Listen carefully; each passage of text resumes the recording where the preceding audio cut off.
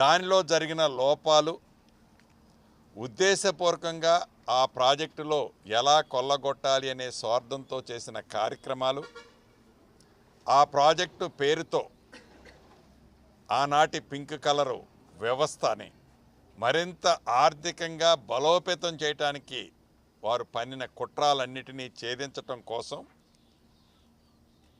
ఒక కమిషన్ని ఒక retired judge గారితో ఈ ప్రభుత్వం నియమించిన తర్వాత దానికి సంబంధించిన ప్రత్యక్షంగా పరోక్షంగా పాల్గొన్న అటు అధికారులే కావచ్చు, రాజకీయ నాయకులే కావచ్చు, ఇతరత్ర ఎవరైనా కావచ్చు, వారందరినీ వన్ బై వన్ చాలా సుదీర్ఘంగా ప్రతి ఇంచిని ఇన్డెప్త్గా స్టడీ చేసి ఒక రిపోర్టు ఇచ్చే దాంట్లో భాగంగా ఆనాటి ముఖ్యమంత్రి గారు ఆ కాళేశ్వరం రూపశిల్పిగా తనే చెప్పుకున్న మహానుభావుడు ఎవరైతే ఉన్నారో ఆ మహానుభావుడిని కూడా అనుకునే ఆ మహానుభావుడిని కూడా ఈరోజు కమిషన్ ముందు వెళ్ళటం జరిగింది.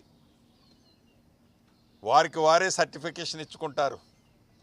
తెలంగాణ గాంధీగనో, తెలంగాణ జాతి పితగనో వారికి వారే ఒక సర్టిఫికేట్ ఇచ్చుకుంటూ ఉంటారు. ఈరోజు సరే వారు కమిషన్ కాబట్టి దాంట్లోకి నేను ఇన్డెప్త్గా పోను.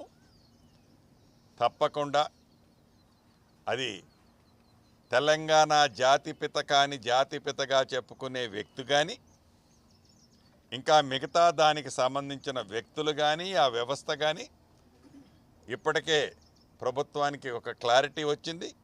ఈ కమిషన్ ఇచ్చే రిపోర్టు తర్వాత ఈ పేదోడి ప్రభుత్వం పేదోడు సొమ్మును కొల్లగొట్టే ఉద్దేశపూర్వకంగా ఈ రాష్ట్రాన్ని అప్పులు పాలు చేసిన వ్యక్తుల పట్ల దాంట్లో ఉండే అంశాల పరంగా అది ఎంత పెద్దవాళ్ళనైనా ఈ ప్రభుత్వం చట్టరీత్యా కక్షపూరితంగా కాకుండా చట్టరీత్యా చట్టము తన పని చేసుకుంటూ పోతుందనే విధంగా, చట్టము ఎవరికి చుట్టం కాదనే విధంగా వాళ్ళ మీద కూడా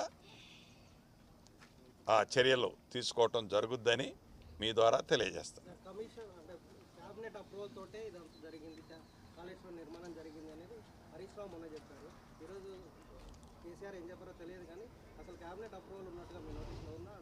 నాకు తెలిసి క్యాబినెట్ అప్రూవల్ లేదు. క్యాబినెట్ అప్రూవల్ ఉందని అయితే నేను కూడా అనుకోవటం లేదు. సో క్యాబినెట్ అప్రూవల్ ఉంటే వారికి ఉన్న పూర్తి ఆధారాలు ఏంటనేది డెఫినెట్గా ఇవాళ కమిషన్ ముందు ఇచ్చి ఉంటారు కదా. అది పెద్ద కష్టం కాదు. Every document is visible.